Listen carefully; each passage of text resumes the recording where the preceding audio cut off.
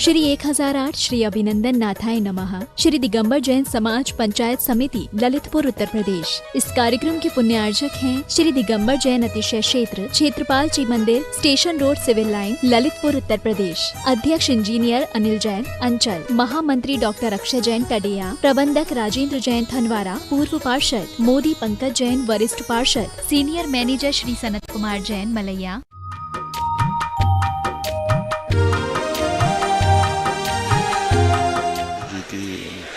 जगत पूज्य निर्यापक श्रवण मुनि पुंगव श्री 108 सुधा सागर जी महाराज की, समस्त मुनि संघ की।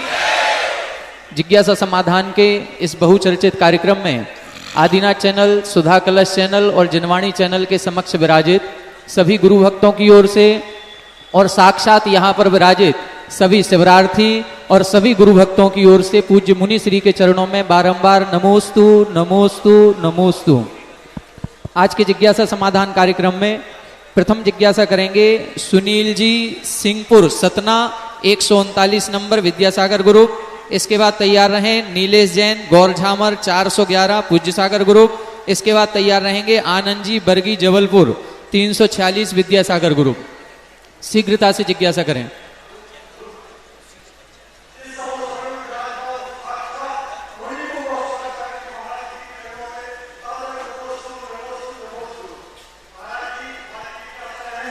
जब किसी शाकाहार के यहाँ शादी होती है तो शाकाहारी भोजन बनता है, किसी मांसाहार के यहाँ शादी होती है तो मांसाहारी भोजन बनता है। पर नेमिनाथ भगवान की जब शादी हुई, भैया माइक वाले भैया साउंड इधर प्रॉपर नहीं आ रहा है, थोड़ा दूर करो माइक। जब किसी शाकाहारी के यहाँ शादी होती है तो शाकाहारी भोजन बनता है, किसी मांसाहार के यहाँ शादी होती है तो मांसाहारी भोजन बनता है। पर जब नेमिनाथ भगवान की बारात निकली, वो इतने बड़े तीर्थंकर जिनके 2 कल्याणक गर्भ और जन्म 2 कल्याणक हो चुके थे, फिर उनकी बारात में लाखों पशुओं की हिंसा कैसे होने हुई, मतलब होने के लिए तैयार थी? वो कोई हिंसा नहीं थी, वो एक प्रकार की प्लानिंग थी। वो हिंसा का रूप नहीं दिया गया था, एक नेमिनाथ भगवान को वैराग्य दिलाने का निमित्त बनाया गया था। जैसे आदिनाथ को वैराग्य दिलाने के लिए एक और नीलांजना सौधर्मेंद्र ने भेजी थी, चला करके प्लानिंग के साथ भेजी थी कि जिसकी उम्र 1 अंतर्मूर शेष है, ऐसी नीलांजना को नृत्य के लिए भेजा, चला करके भेजा, उनको वैराग्य का निमित्त बनाने के लिए। इसी प्रकार नेमिनाथ भगवान के वैराग्य के लिए एक प्रकार की प्लानिंग थी कि किसी प्रकार नेमिनाथ वैराग्य को प्राप्त हो जाएं, क्योंकि उनका वैभव, उनकी शक्ति उन ऐसे कारण बन गए जिन कारणों से उनको वैराग्य दिलाने के लिए सामने वालों ने प्रयास किया।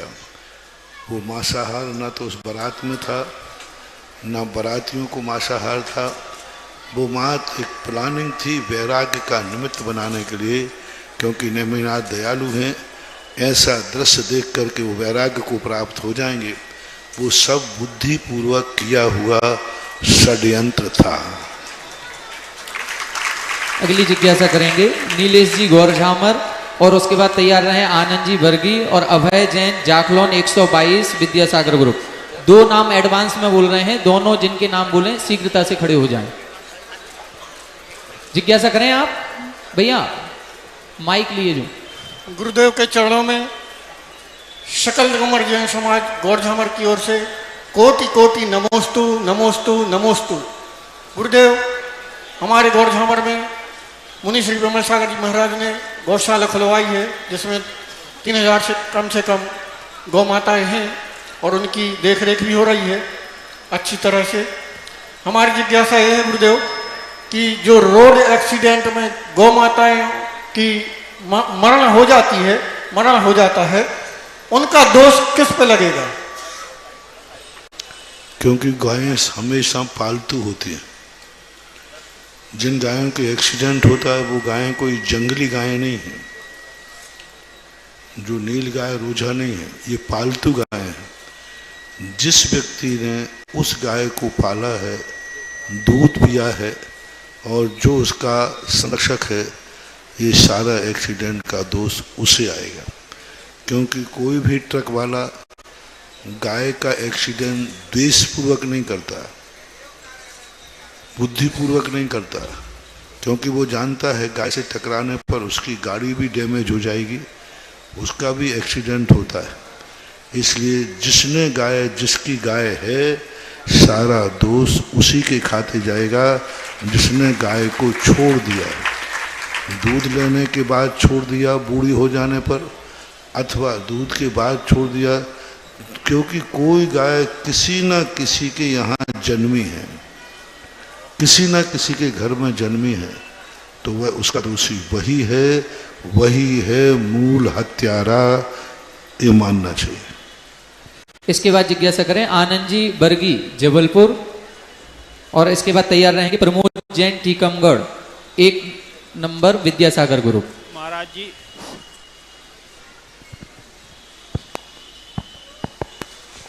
माइक का वॉल्यूम कम नहीं करें भैया। पहले से नाम बोल दिए गए तो उनको आगे आ जाना चाहिए। और मेरी ओर से और वर्गी समाज जिनके नाम पहले बोल दिए गए हैं नगराए, वो सब यहीं आ रहे। एक खम्मे के बाहर किसी का नाम आए अलग कर दो उसका।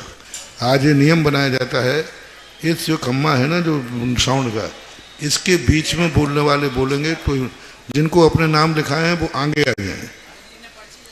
अभी जिन्होंने पर्ची दिया है वो सब आगे आ जाएं उठ के। अभी महाराज श्री नाम बहुत सारे 200 नाम दे चुके हैं ये लोग। 200 लोग नाम आ जाए, 200 आगे बैठे आ जाए नंबर तो ठीक, नहीं तो आगे बैठने में कौन सी परेशानी है। मेरी जिज्ञासा है महाराज जी कि समाज में लड़कियों की कमी होने की वजह से लड़के दूसरी समाज की लड़कियां ला रहे हैं और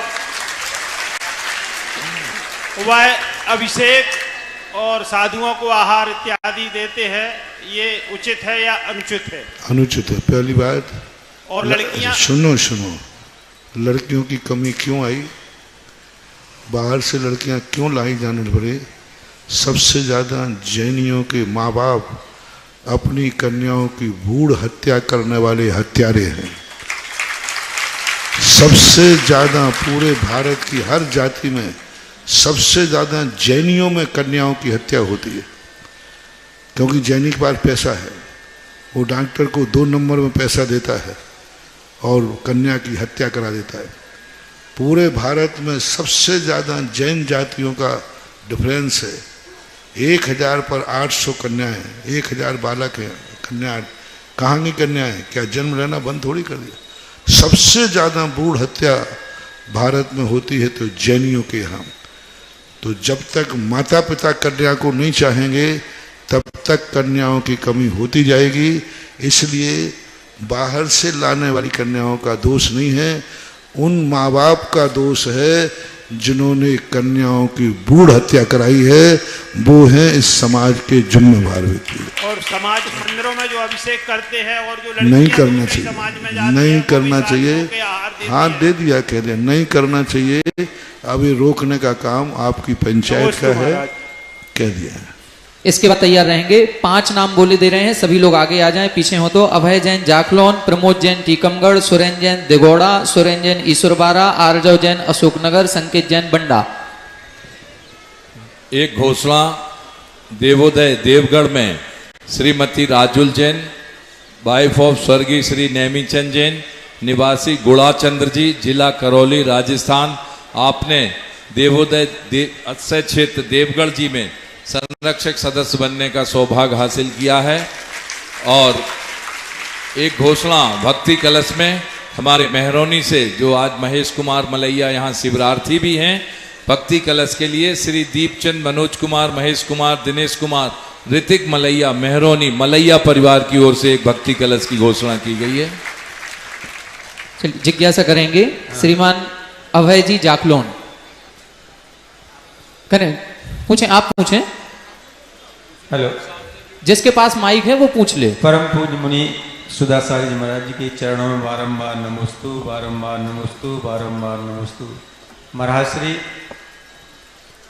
हम प्राचीन जो पुरानी आरती है यह विधि मंगल की, उसमें 6 11 प्रथमाधारी ये शब्द आया है, तो क्या प्रतिमाधारी हमारे लिए वंदनीय किस दृष्टि से हैं, किस तरह से, क्या देवसाज गुरु के समान की हमारा मेरी दृष्टि से यह जो आरती है ये मूल रूप से मात्र 5 ही आरती। यह विधि मंगल आरती की दे पंच परम पद, ये पंच परमिष्ठ की आरती है। इसमें ये जो श्रावक आदि की ये सब पंक्तियाँ जोड़ते जा रहे हैं, हेडिंग से ही या उनकी अक्षरी से 5 परमिष्ठ की आरती की गई है। 5 परमिष्ठ के अलावा कोई भी लाइन उसमें जोड़ना ये लेखक के विरुद्ध है, आपकी मनमानी है, गलत है। अगली जिज्ञासा करें प्रमोद जी टीकमगढ़। नमोस्तु महाराज जी, जो कोई मंदिर में मूर्ति बैठाता है उसका क्या पुण्य लगता है? नमोस्तु महाराज जी। बहुत वाले उस मूर्ति को विराजमान करने में जितने लोग नमोस्तु करेंगे, जितने लोग उस दर्शन को करके सम्यक दर्शन प्राप्त करेंगे, जितने लोगों के संकट दूर होंगे, जितने लोग गंधोदक भगवान की भक्ति करेंगे, उस सब का पूरा छठा भाग, मान लो एक मूर्ति बैठ गई और 1000 वर्ष तक वो मूर्ति चली, 1000 वर्ष में कितने लोगों ने दर्शन किए? किस क्षेत्र पर, किस स्थान पर आपने बैठा लाया, उसका भी स्थान अलग पड़ता है। एक आपने गृह चैत्यालय में मूर्ति बैठा ली, एक दिन में कितने लोग दर्शन करते हैं? 10-20 परिवार के लोग, तो अब उतना ही मिलेगा आपको कमीशन। एक स्थान पर बैठा ला कॉलोनी में, तो वहाँ 500 लोग दर्शन करते हैं। एक तीर्थ क्षेत्र पर बैठा रहा जहाँ हजारों लाखों लोग दर्शन करते हैं, तो वहाँ पर उसके अनुसार 1000 वर्ष में कितने लोग दर्शन कर लेंगे, उनका हिसाब लगा लीजिए और जमा खर्च करके अपने बैंक में जमा कर दीजिए, उतना पुण्य लगेगा। साधारण नहीं है मूर्ति। अभी देखो यहाँ पर अभी आज आहार के बाद एक महानुभाव परिवार, आलिया परिवार ने 2000 किलो की पीतल की मूर्ति विराजमान कराने का संकल्प किया। जय हो जय हो जय हो। 2000 किलो कितने कराते हैं? पद्मासन मूर्ति जहाँ अभिनंदन नाथ भगवान बाजू में पीतल का समोषण है, उस वेदी पर मूल नायक बन करके साइड में वेदी बनी हुई है, वहाँ बैठेंगे। तो अब देख लीजिए, पीतल की मूर्ति तो कभी नष्ट होने वाली है नहीं, अब उसकी उम्र तो अनमोल है, कालातीत मानो। और कभी यदि कहीं प्रलय भी आ गया और प्रलय में जमीन के अंदर भी चली गई और फिर प्रलय खत्म होगा, फिर वो जमीन के अंदर से निकलेगी, तब और उसकी अतिशय हो। आज देखो हजारों साल पुरानी जमीन के अंदर मूर्ति निकल रही हैं और वो मूर्ति निकल कर पुनः विराजमान हो गई। पुनः ऐसी शक्तियाँ, ऐसी अतिशय लेकर अब जिसने विराजमान की होगी वो मूर्ति कितनी पावरफुल होगी।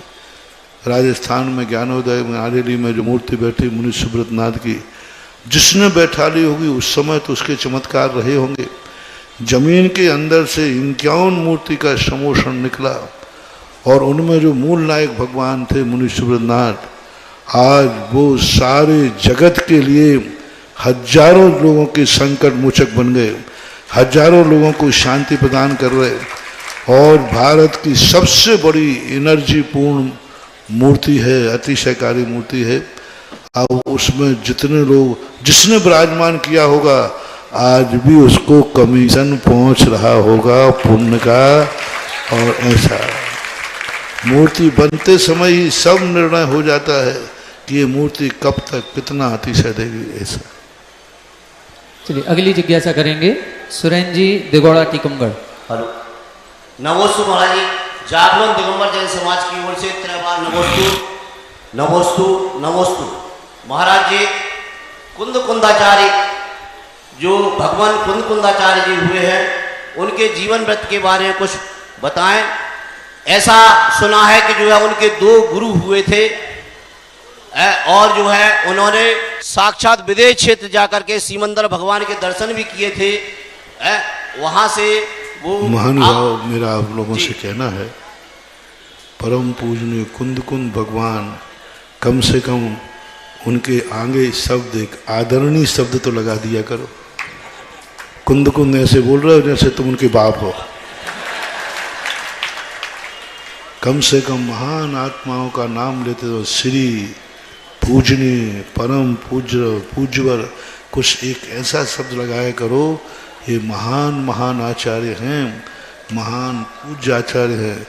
कलिकाल में यही हमारे भगवान हैं। कभी भी भगवान का नाम लो, किसी क्षेत्र का नाम लो, किसी गुरु का नाम लो, उसके आगे पीछे एक सम्माननीय शब्द जरूर लगना चाहिए। ग्रंथ का भी नाम लो, श्री समय सार जी, श्री रत्नगढ़ साहब का आचार्य, श्री मूलाचार्य, ऐसा कोई शब्द लगाओ, जिनवाणी है। इसी प्रकार आचार्यों के नाम के साथ पूज्यवर कुंद कुंद स्वामी, श्री कुंद कुंद स्वामी, ऐसा कुछ ना कुछ आदर पूर्वक शब्द बोलना चाहिए। पूज्यवर कुंद कुंद स्वामी महाराज एक महान आचार्य, जिन्होंने 11 वर्ष की अवस्था में दीक्षा ली थी और 26 वर्ष की उम्र में वो आचार्य पद पर प्रतिष्ठित हुए। 95 वर्ष तक उनकी उम्र थी, 95 वर्ष तक वो जीवित रहे। दक्षिण भारत में पोन्नूर मलई नाम का एक तमिलनाडु में स्थान है, वो उनका जन्म स्थान माना जाता है। और इनकी माता का नाम कुंदलता था, पिता का नाम कुंदन था। दोनों को मिलाकर के कुंद कुंद नाम से प्रसिद्ध हुए। इनके गुरु जिनचंद्र थे, जिनचंद्र गुरु के गुरु मागनंदी थे, मागनंदी के गुरु अरहत बली। इस प्रकार से ये गुरुओं की परंपरा चली आई और मूल परा कुंद कुंद स्वामी की है और एक महान आचार्य के रूप में थे। जिनचंद्र के संबंध में ये कथा नहीं है, ऐसा कुंद कुंद स्वामी के संबंध में आता है कि कुंद कुंद स्वामी महाराज ने, ऐसा पूज्यवर जयसेन स्वामी महाराज ने पंचास्ती काय की टीका में इनकी एक किंवदंती कह करके लिखा है कि जब इन्होंने यहाँ से सीमंदर स्वामी को नमस्कार किया तो वहाँ से भगवान की वाणी में आशीर्वाद शब्द का निकला। तो लोगों ने प्रश्न किया कि भगवान, यहाँ तो किसी ने आपको नमोस्तु नहीं किया, अभी इस समय तो सभा में कोई नया आया नहीं, आपने किसको आशीर्वाद दिया? तब वाणी में आया कि भरत क्षेत्र में एक महान आचार्य हैं कुंद कुंद स्वामी, उन्होंने नमोस्तु किया है, उनको यह आशीर्वाद पहुंचा है। तब कोई देवता और विद्याधर लोग कौतूहलवश कि इतना महान आचार्य जिसको समोषण में भगवान की धुनी में आशीर्वाद आया, उसको लेने आए, लेकर के और कुंद कुंद पूज्यवर कुंद कुंद स्वामी को देखकर उठा के ले गए। और जब विदेह क्षेत्र में ले गए तो वहाँ 500 धनुष की काया थी। अब 500 धनुष में 6 फुट कुछ भी नहीं है, ऐसे पैर की यहाँ तक रखेंगे, गांठ तक भी। तो ऐसा हाथ पर रखकर कहते हैं भगवान यही मनुष्य आकृति का एक कीड़ा है, हाथ पैसे रखकर दिखा रहे। उस समय कुंद कुंद स्वामी पूज्यवर सिमंदर भगवान कहते अरे ये कूड़ा नहीं है, ये भरत क्षेत्र के महान आचार्य हैं। ऐसा कुंद कुंद स्वामी के संबंध में पूज्यवर के मिलता है कि वो विदेह क्षेत्र गए थे, लेकिन इसकी कोई प्रमाणिकता नहीं है, किंवदंती है। इसके बाद जिज्ञासा करें सुरेन जी। आप पूछें जब तक, भैया आप पूछें। नमस्ते महाराज श्री ईश्वरा वाले दिवाले वालों की तरफ से नमोस्तु नमोस्तु नमोस्तु। मेरा प्रश्न यह है कि कर्म भक्ति या पूजा पाठ या तपस्या से करते हैं क्या? क्या कर्म भक्ति पूजा पाठ या तपस्या से करते हैं क्या? सभी से करते हैं। पूजा पाठ से भी पापों का क्षय होता है, तपस्या से भी क्षय होता है। ये सब उपक्रम हैं। जैसे आप लोगों के धन कमाने के अनेक तरीके होते हैं, ऐसे कर्मों को काटने के लिए अनेक तरीके होते हैं। अनेक रोगों की अनेक दवाइयाँ होती हैं। कोई रोग किसी दवाई से जाता है, कोई किसी दवाई से जाता है। इसी प्रकार ये कर्म हैं, कोई किसी माध्यम से करते हैं, कुछ कर्म पूजा के माध्यम से करते हैं, कुछ भक्ति के माध्यम से करते हैं, कुछ कर्मों का क्षय तपस्या से होता है। तो इन सब की विधियां हैं, ये सब कर्म निर्जरा के ही कारण हैं। इसके बाद जिज्ञासा करेंगे संकेत जैन बंडा और तैयार रहे आर्जव जैन अशोकनगर। मेरा श्री प्राथमिक अवस्था में स्वाध्याय करते समय मन में उस विषय को लेकर धारणाएं किस कारण से बन जाती हैं और पति के मन में जो हाय हाय बोलते हैं, स्वाध्याय करते समय आगम के किसी भी विषयों पर धारणाएं बन जाती हैं, वो गलत भी होती हैं, समाधान मिल तो जाता है फिर भी वो ना बने, और कारण क्या है उनका? स्वाध्याय करते समय किसी भी विषय में कोई धारणा बन जाती है, यदि वो गलत है तो उसको कैसे सही करें, क्या करें?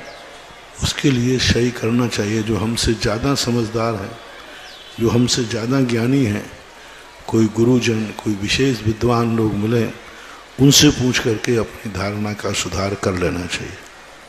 इसके बाद आर्जव जी अशोकनगर। इसके बाद तैयार रहेंगे हमारे परमादरणीय हमारे शिविर निर्देशक, महान वास्तुविज्ञ, अनन्य श्रद्धा रखने वाले गुरुवर के प्रति श्रीमान दिनेश जी गंगवाल, जयपुर। महाराज जी नमोस्तु। मेरी जिज्ञासा है कि आप सुबह जो ध्यान सिखाते हैं उसमें चंद्र स्वर और सूर्य स्वर जो है उनको मन अनुसार कैसे बदला जाए? बदलने के तरीके उसके बहुत सारे होते हैं। अपने जो हमने प्राणायाम तुम्हें बताया उसके माध्यम से बदला जाता है। जैसे मान लीजिए अभी चंद्र स्वर चल रहा है और हमारे लिए सूर्य स्वर चलाना है, तो हम बहुत देर तक इसको मध्यमा उंगली से दबा करके इसी माध्यम से स्वर को हम बार बार लेंगे तो बदल जाता है। अथवा इस स्वर को बंद कर देंगे, कुछ देर बंद करने के बाद ये स्वर बंद हो जाता है। दूसरा, जिस स्वर को बंद करना है उस करवट से लेट जाइए तो वह सूर्य बंद हो जाता है। तो कई तरीके इसके होते हैं। और जो नेचुरल सूर्य चलता है, एक महाराज ने ऐसे सूर्य को साधने के लिए 72 घंटे तक एक ही स्वर चलाया था। 72 घंटे तक सूर्य स्वर चलाया, लेकिन वे गुरु की आज्ञा में न चल के उनका जो सूर्य स्वर है मन को विक्षिप्त कर दिया। क्योंकि सूर्य और चंद्र दोनों थोड़ी थोड़ी देर के बाद बदलते हैं। आप लोग देखना, दिन भर में एक दिन चेक करना, देखना कौन सा स्वर चल रहा है, ए, फिर थोड़ी देर घंटे आध घंटे बाद ए, फिर कभी कभी दोनों चलते हैं। तो ये प्रकृति बैलेंस मिलाती रहती है। ये अपने अंदर की जो हवाएं हैं ये अपने शरीर का बैलेंस ना, यदि दिन भर एक ही चंद्र स्वर चल जाए तो शाम तक उसको जुकाम हो जाएगा, डबल निमोनिया हो जाएगा, ब्लड प्रेशर लो हो जाएगा। और यदि दिन भर दायां ही दायां चल गया तो सिर दर्द हो जाएगा, पसीना आएगा, ब्लड प्रेशर हाई हो जाएगा। और ज़्यादा चल गया तो ब्रेन हेमरेज भी हो सकता। अक्सर कर ब्रेन हेमरेज सूर्य स्वर चलते समय होता है। अक्सर कर सिर दर्द जिस समय हो रहा हो बहुत तेज़ी से, ब्लड प्रेशर का स्वर, तो आपका सूर्य स्वर देखना उस समय चल रहा है। तो ये स्वर हमारे लिए बहुत बड़ी चीज़ है, हम पकड़ सकते हैं। इसका बहुत बड़ा ज्ञान पूज्यवर शुभचंद्र महाराज ने श्री ज्ञानानंद में लिखा है और उसमें सब चीज़ें लिखी। और ये वायु कभी पानी की वायु निकलती है, आप दर्पण में अपनी श्वास दे दीजिए, वहाँ बूंदे बूंदे आ जाएंगे। आप दर्पण लेकर के श्वास देखिए, वहाँ त्रिभुज बन जाएगा आकार का, तो समझ लेना इस समय हमारा अग्नि स्वर चल रहा है। पानी की बूंदे आ जाए, भाप आ जाए, समझ लेना जल तत्व चल रहा है। उसी समय ऐसे तिरछी तिरछी ऐसी रेखाएं आ जाएंगी, समझ लेना वायु सत्व चल रहा है। तो ये तत्वों की पहचानने की पहचान उन्होंने दी। निरंतर साधना करने पर यदि स्वर ज्ञान जिसको हो गया, दुनिया का हर ज्योतिष फैल है। क्योंकि हर ज्योतिष पत्रिका को लेकर के, हर ज्योतिष सूर्य को लेकर के बनाया जाता है, लेकिन स्वरों का स्वर तुम्हारा स्वयं का ज्योतिष है जो कभी गलत होता ही नहीं है। महाराज श्री, यदि सर्दी जुकाम हो रहा है और यदि हम फिर उस समय प्राणायाम के माध्यम से दायां स्वर चलाएं तो क्या सही हो सकता है? बिल्कुल, बहुत कुछ फायदा तो पूर्णता तो नहीं कह सकते, लेकिन आपका जो जुकाम है उसमें अंतर आ सकता है। जुकाम अंदर यदि पसलियों से कफ है तो वो तो तुम्हारा अलग चीज़ है, लेकिन जो तुम्हारे लिए तकलीफ है वो खुल सकती है। महाराज श्री के चरणों में सभी शिवरार्थियों की ओर से बारंबार नमोस्तु नमोस्तु नमो। महाराज श्री, हम हमारे घर में रहते हैं, 5 बजे अगर उठ गए हम घर में, 4 बजे उठ गए तो हमारी हालत ऐसी हो जाती है कि बस दिन में आए और बस हो गया 5-4 घंटे। और यहाँ महाराज जी 3:30 बजे 4 बजे उठ जाते हैं और पूरे दिन इतनी वो करते हैं, फिर भी इनके चेहरे देखो महाराज जी, कितने मुस्कुराते हंसते खिलखिलाते रहते हैं। तो महाराज जी आप ऐसा क्या प्रदान कर रहे हैं? मैं तो खुद को भी देख रहा हूँ, इन्हीं को नहीं, कि चेहरे की मुस्कान कितनी कोशिश कर लो जाने की कोशिश ही नहीं करती, हमेशा मुस्कुराहट ही बनी रहती है। आप ये क्या देते हैं महाराज जी, सबको बताएं। दिनेश बाबू आप लोग क्या है, सुने, आप लोग ग्रस्त हैं। आप लोगों को मालूम है बारात बुलाने के पहले घराती को कितनी तैयारी करना पड़ती है? बहुत। हाँ, तो मैं इस बारात को बुलाने के लिए पहले से पूरी तैयारी करके रहता हूँ। ध्यान रखो। जय हो जय हो जय हो। तुम्हारे यहाँ तो एक ही गांव से बारात आती है, ये तो सारे भारत की बारात है। और आज तक शायद ही किसी की बारात में 2,500-3 हजार लोग गए हों। तो इनको सारी इनकी सुविधाएं, इनको बीमारी ना। देखो मेरा कहना है ईमानदारी से यदि जिस शिविर को जिस गरिमा और महिमा के साथ, जिस तैयारी के साथ मैं लगाता हूँ, मैं एक एक शिवरार्थी को 10 दिन के लिए अपनी पूरी एनर्जी के अंतर कर रखता हूँ और उसको पूरे पहले दिन ही मैं अपना सारा एक प्रकार के एनर्जी का वैभव सारा बिछा देता हूँ। यदि ईमानदार ही तुम शिविर के अटेंड करो जिस गरिमा के साथ है, तुम्हारा कुछ भी नहीं हो सकता। तुम कहीं चूक कर देते हो तो बस अटैक हो जाता है, तुम कहीं गड़बड़ कर देते हो फिर बाद में कहते महाराज जी हमें ये हो गया। सच्चे स्वस्थ मन से करो तो कुछ नहीं बिगड़ता, स्वस्थ तो हो तो स्वस्थ ही रहोगे। और सबसे बड़ी चीज़ है ये जो दुपट्टे हैं ना, धोती दुपट्टे, इनका कम चमत्कार नहीं है। इनको ऐसे ही मत रखना पैरों में, उतारते समय ऐसे ही मत कुचलना पैरों से। इनको पहन करके लेटरिन बाहर में नहीं जाना वहाँ करने के लिए। ये दुपट्टा इतने चमत्कारी हैं कि साल भर तुम्हारे अलावा कोई भी इन दुपट्टा को पहन नहीं सकता। मैंने एक बार कहा था कि भगवान के अभिषेक करने का धोती दुपट्टा यदि तुम किसी अन्य कार्य में उपयोग नहीं करो, किसी अन्य कार्य में, मात्र अभिषेक पूजन में प्रयोग करो और वो दुपट्टा तुम्हारे घर में रखा रहे, संसार के सारे देवता, सारी मूठ मंत्र तंत्र, सारी दुनिया कर देवे, उस घर का कोई भी बाल बांका नहीं कर सकता। जय हो। क्योंकि वहां पर अभिषेक करने वाला धोती मात्र एक, मैंने बहुत सारे लोगों को आजमाया कि मात्र अभिषेक पूजन का धोती दुपट्टा अपने घर में जरूर रखिए और किसी काम में मत लेना।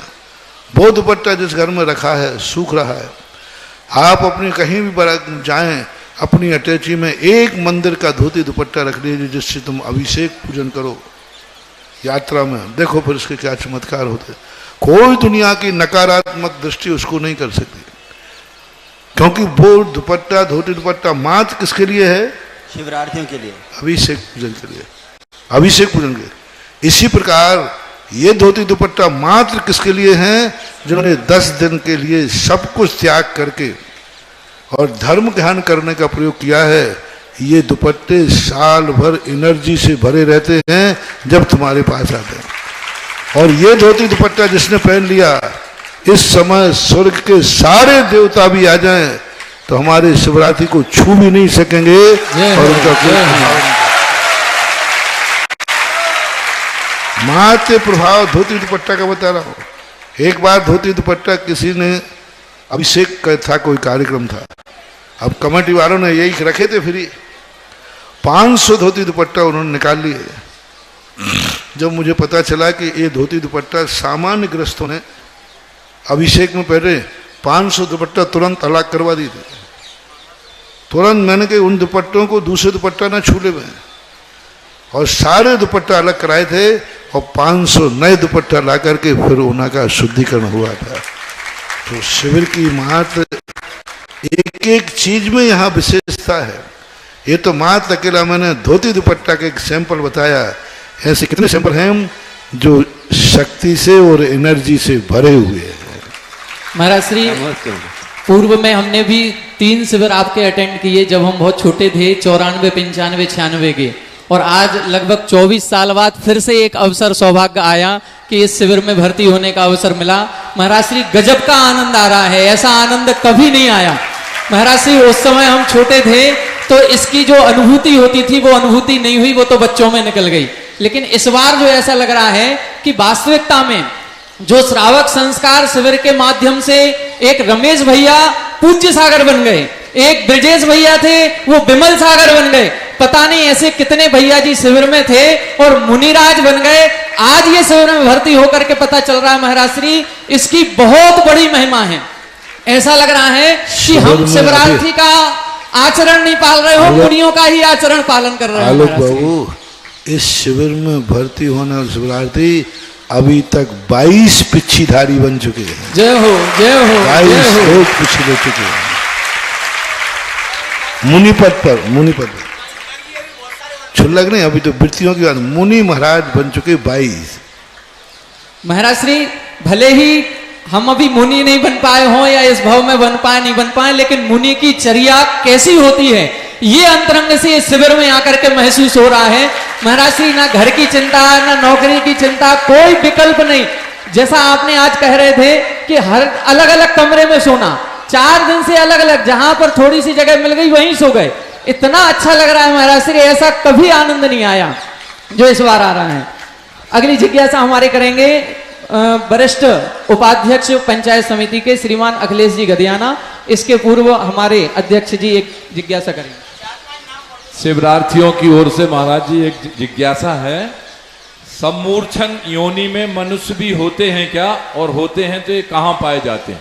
सम्मूर्छन योनि के मनुष्य होते हैं, वो शरीर में इस गंदे स्थानों पर जहाँ हवा नहीं लगती है, कुक्षी हैं, जहाँ हवा कम पड़ती है, पसीना से गंध आती है, उन स्थानों पर होते हैं। जिनके शरीर 24 घंटे ढके रहते हैं उनके स्थानों पर सम्मूर्छन मनुष्यों की उत्पत्ति होती है। अधिकतम आज के गणित के अनुसार उनकी उम्र मात्र 2 मिनट की होती है। एक 48 मिनट में वो 24 भाव धारण करते हैं, और 24 भाव 48 मिनट में 24 बार जन्म जाते हैं, मर जाते हैं। अपन अनुमान की अपेक्षा से 2 मिनट की उम्र उनकी होती है। वो जन्मते हैं, संगी पंचेंद्री होते हैं, आँख कान नाक सब उनके होते हैं। उनकी अवगाहना अंगुल के असंख्यात्म भाग प्रमाण होती है। अपनी आँखों से वो देखने में नहीं आते हैं, पकड़ में नहीं आते, अंगुल का असंख्यात्म भाग उनकी अवगाहना होती है। सम्मूर्छन मनुष्य होते हैं। मेरे गुरुवर अखिलेश जी गदियाना, इसके बाद तैयार रहेंगे श्रीमान इंजीनियर अनिल जैन अशोक नगर 24 विद्यासागर ग्रुप, और श्री अरविंद जैन जयपुर 454 विद्यासागर जी ग्रुप। मेरे गुरुवर अध्यापक मुनि सुधा सागर महाराज को गदियाना परिवार की ओर से नमोस्तु नमोस्तु नमोस्तु। गुरुवर, आपके शिविर का ये महत्व है कि मुनि महाराज तो बने बने, लेकिन आपके शिविर के माध्यम से तीर्थ क्षेत्र भी बहुत बनाया आपने। और तीर्थ क्षेत्र का पहला उदाहरण जो आपने अपने प्रवचन में कहा कि नारेली जो तीर्थ क्षेत्र है वो मुख्य बना। गुरुवर, हम ये चाहते हैं कि ये जो शिविर लगा है 2022 का, ये भी अपने आप में यादगार बने। और देवोदय क्षेत्र देवगढ़, जो देवोदय क्षेत्र देवगढ़ जो मूर्तियों का कारखाना, जहाँ पे आप कहते हैं मूर्तियों का कारखाना, हजारों मूर्तियाँ हैं और ऐसी ऐसी उत्कृष्ट मूर्ति हैं, उन मूर्तियों का क्या महत्व है महाराज। और दूसरी बात हमारे साथ ये है कि जो संयोजक बने हुए थे आपने उस समय बनाए थे, आज वो कोरोना काल में छिप गए हैं। तो हमारा ये आपसे अनुरोध है कि उन जो संयोजक बने थे उनके लिए भी आप एक बार बुलाएं और उस तीर्थ का जीर्णोद्धार पर द्वारा से करें। बहुत अच्छा। मैंने कहा था देवगढ़ क्षेत्र एक ऐसा देवगढ़ क्षेत्र है जो भारत का कोई भी क्षेत्र देवगढ़ की बराबरी नहीं कर सकता। सारे भारत की मूर्तियों के जिन्होंने दर्शन कर लिए हों और देवगढ़ की मूर्तियों का दर्शन नहीं किया, समझ लेना उसने संपूर्ण मूर्तियों का दर्शन किया ही नहीं। सारे भारत की मूर्तियों को एक तरफ रख दीजिए और देवगढ़ एक तरफ रख दीजिए, तब भी देवगढ़ भारी पड़ेगा। मूर्ति शिल्प की अपेक्षा से बहुत बड़ी शक्ति, बहुत बड़ा शिल्प मूर्ति का है। मैं तो हर व्यक्ति से कहता हूँ, जिंदगी में जितने दिगंबर जैन हैं जिनको मूर्तियों के प्रति श्रद्धा करते हैं, मरने के पहले एक बार जरूर देवगढ़ का मूर्ति शिल्प जरूर देखना, मूर्तियों का वैभव देखना, कैसे लोग थे, कितने मूर्तियों का निर्माण किया, कैसी आत्माएं थी जहां अनगिनत कोई चिंतित नहीं है, और एक से एक बढ़कर। अभी देवगढ़ कमेटी के उससे उनमें आप भी हैं। देवगढ़ क्षेत्र अभी विशेष रूप से इसी आसपास के लोगों का, अभी 15-20 दिन पहले देवगढ़ को अंतरराष्ट्रीय तीर्थ क्षेत्र घोषित किया है। जय हो। यानी अब पूरे भारत के ट्रस्टी बन सकते हैं, भारत के लोग इसके संरक्षक, ट्रस्टी, वोटर, अध्यक्ष, मंत्री कोई भी बन सकते। अभी तो ललितपुर के ही बनते थे ज़्यादातर, अब पूरे भारत से कोई भी बन सकते। इसलिए सारे शिवरार्थी जिनका भी थोड़ा भी देवगढ़ के प्रति लगाव है, वे सब देवगढ़ क्षेत्र के ट्रस्टी बने, क्योंकि ये क्षेत्र सारे भारतवर्ष के लोगों को संभालना है, क्योंकि ये भारतवर्षीय क्षेत्र है। इसलिए हमारा भाव जो रहता है कि कोई भी तीर्थ क्षेत्र है उसका अभिषेक कभी वेतन भोगियों से, कर्मचारियों से, पुजारियों से नहीं कराएंगे। जिन मूर्तियों का अभिषेक वेतन भोगी कर्मचारी से होता है, उन मूर्तियों का अतिशय खत्म हो जाता है, नष्ट हो जाता है, क्योंकि वो पुजारी मात्र अपने पेट की आग बुझाने के लिए करता है, वो एक मजदूर है, उसकी श्रद्धा नहीं है। और भक्त जो करता है श्रद्धा से करता है। मैंने सारे 50 क्षेत्रों का अतिशय जो जमीन में धराशायी हो गए थे, वे आज आकाश में पहुंच रहे हैं, मात्र इतना सा है कि उनका अभिषेक भक्तों के द्वारा शुरू करा दिया। देवगढ़ भी कराया था, थोड़े ललितपुर पहला। अभी तक जहाँ जहाँ के तीर्थ क्षेत्रों में हमने व्यवस्था की, सब क्षेत्रों की व्यवस्था दिन दूनी रात चौगनी चल रही है। ललितपुर वालों ने पता नहीं देवगढ़ में ऐसी व्यवस्था कर ली कि उतनी अच्छी होता, बस तो जारी है। कहीं की भी आज तक जहाँ जहाँ बसें लगी हैं, थूबंजी, दर्शनोदय, जबलपुर राजस्थान में रणथंबोर, और भी क्षेत्र जहाँ हैं, गुना, बजरंगगढ़, पुण्योदय तीर्थ क्षेत्र, गोलाकोट, सब जगह की स्थितियाँ हैं। गोलाकोट की थोड़ी अलग स्थिति बनी है।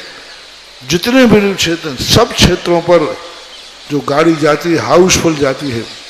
मैंने 2-3 बार देखा, देवगढ़ की जो गाड़ी है वो खाली जाती है, 4, 5, 10 लोग जाते हैं।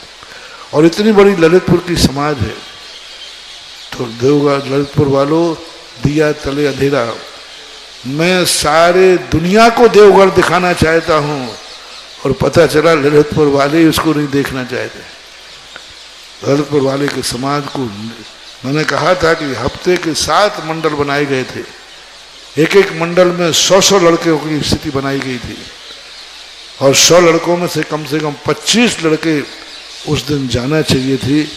फिर से आप रिन्यू कीजिए, एक आध दिन आप शिविर से निवृत्त हो जाओ, फिर इसकी मीटिंग बुलाते हैं, क्योंकि देवगढ़ तुम्हारा ललितपुर वालों का भाग्य है कि देवगढ़ किस कारण से वह कमी आई, क्यों आई, उसी कारणों को बनाने के लिए तो हमने इसको अंतर्राष्ट्रीय बना रहा हूँ, जिससे हर व्यक्ति, कमेटियाँ वो हों जो कि अपने लोगों को इतना ज़्यादा सम्मान दें, इतनी अच्छी व्यवस्थाएं दें। आज लोग 10 जाते थे, कल 20 जावें, अगली बार 40 जावें, दूने दूने जाना चाहिए। यह एक कमेटी की सफलता है। अभी अशोकनगर से दर्शनोदय तीर्थ क्षेत्र में देखो, हाउसफुल जाते हैं, कई दिन 2-2, 3-3 बसें लगाना पड़ती हैं जाए तो ये व्यवस्थाएं बनना चाहिए। हाँ, कमेटी का बहुत बड़ा रोल होता है, हम उनको किस प्रकार रिस्पेक्ट करें। कमेटी वहाँ मौजूद रहना चाहिए। प्रतिदिन जब अभिषेक होता है प्रतिदिन अभिषेक में यदि कमेटी के लोग मौजूद रहें तो शायद ये व्यवस्था नहीं टूटती। कमेटी वाले भगवान का अभिषेक नहीं करें, प्रतिदिन कमेटी के लोग वहां उपस्थित रहने, कम से कम सुबह जिस समय भगवान की शांति धारा और अभिषेक होता है, व्यवस्था बना रहा हूं, देखता हूं क्या होता है। महानुभाव ऐसे महिमावंत तीर्थ क्षेत्र देवगढ़ के यदि आप संरक्षक सदस्य, परम शिरोमणि संरक्षक सदस्य या परम संरक्षक सदस्य बनना चाहते हैं तो परम शिरोमणि संरक्षक सदस्य बनने के लिए मात्र 21 कलश की राशि निर्धारित की गई है। शिरोमणि संरक्षक के लिए 11 कलश की राशि है, परम संरक्षक के लिए 5 कलश की और संरक्षक सदस्य के लिए 1 कलश की राशि निर्धारित की गई है। आप सभी शिवरार्थी जो संपूर्ण भारतवर्ष से यहाँ ललितपुर पधारे हैं, एक बार देवगढ़ के तीर्थ के दर्शन जरूर करें और यदि आपकी भावना बने कि इस तीर्थ से हमें जुड़ना चाहिए तो किसी ना किसी रूप से, चाहे संरक्षक सदस्य के रूप में, चाहे परम शिरोमणि संरक्षक सदस्य के रूप में निश्चित रूप से जुड़ें, क्योंकि इस तीर्थ से आज तक जो भी जुड़ा है उसकी निरंतर उत्तरोत्तर उन्नति ही हुई है, उसकी कभी भी डिमोशन नहीं हुआ, कभी अवनति नहीं हुई।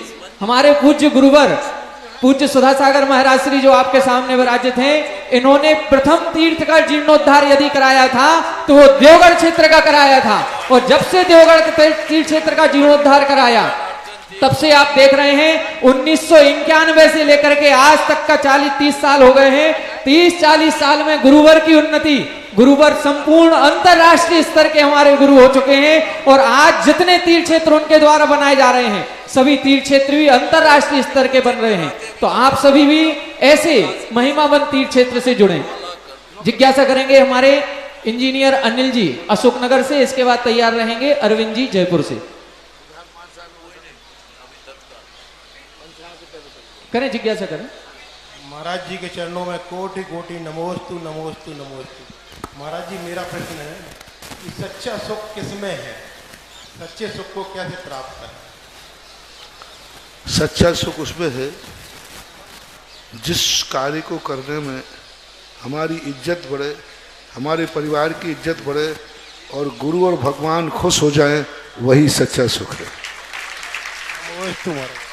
जिसको देख करके गुरु के मन में आनंद आ जाए, जिसको देखकर हमारे भगवान की भावनाएं पूरी हो जाएं और जिसको देखकर हमारा और हमारे परिवार का इज्जत दिन दूनी रात चौगनी पड़े, समझ लेना वही सच्चा सुख है। जिज्ञासा करें। मेरे मम हृदय के विराजमित मेरे इष्ट गुरुदेव। इसके बाद तैयार रहें सुनील जी, तारा देवी और अरविंद जैन। आपके श्री चरणों में अरविंद कुमार जैन परिवार और कानपुर जयपुर सकल जगत समाज का कोटि से नमोस्तु। पूज गुरुदेव, सबसे पहले हम शिवरार्थी भाई आपके कृतज्ञ हैं कि हम लोगों को आपके द्वारा ध्यान साधना ज्ञान की गंगा का रसपान कर रहे हैं। साथ ही हम उन सभी संयोजक व्यवस्थापक और सभी साधर्मी भाइयों को हृदय से धन्यवाद देना चाहूँगा। गुरुवर, हमारी जिज्ञासा श्री छह डाला से संबंधित है। आकुलता मोक्ष मार्ग में नहीं है, लेकिन हम सभी शिवरार्थी भाई अभी गृहस्थ लोग अभी शिविर के जाने के बाद संसार के कार्यों में आकुलता से नहीं बच सकेंगे, और तो और कई बार मल्टीटास्किंग कार्य भी करने पड़ते हैं जिसमें आकुलता रहती है गुरुदेव। तो इससे बचने के क्या उपाय हैं, कृपया मार्गदर्शन चाहता हूँ। हमेशा दीपक जलता है, हवाएं चलती हैं, तो हमारा काम है दीपक को हाथ लगाना। यहाँ से जाने के बाद जो आकुलताएं तुम्हारी जिंदगी में आए उनसे कम शिविर का स्मरण करके हाथ ही लगा लेना, तो बहुत सारे दीपक बच जाए। शिविर में दिए हुए संस्कार को जब तुम्हारी आकुलता बढ़े, टेंशन बढ़े, परिणाम बिगड़ने लग जाए, 1 मिनट को शिविर को याद कर लेना और शिविर लगाने वाले महाराज को याद रख लेना, 50% तो वैसे ही आकुलता खत्म हो जाएगी। शिविर में जो संस्कार दिया गया है उसको मात तुम्हारा जब परिणाम बिगड़े, टेंशन आए, 2 मिनट को शिविर की कोई भी क्लास याद कर लेना, सुबह ध्यान की क्लास याद कर लेना, दोपहर में 6 ढाला की याद कर लेना, दोपहर का प्रतिक्रमण याद कर लेना। जैसे तुम्हें याद आएगा वो आकुलता 50% तो गायब हो जाएगी। हाथ लगाने से दीपक बचते हैं कि नहीं? कोई नहीं भी बचेगा।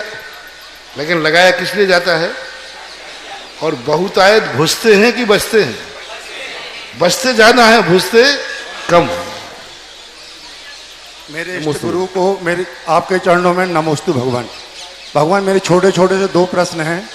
पहला प्रश्न ये है कि सूर्य, चंद्र, नक्षत्र, इनका निवास मध्य लोक में है कि ऊर्ध्व लोक में है? और दूसरा प्रश्न भगवान ये है, ठीक है, एक ले लो पहले कि इनका निवास मध्य लोक की सीमा में आता है। मध्य लोक 1,00,000 योजन प्रमाण माना गया है।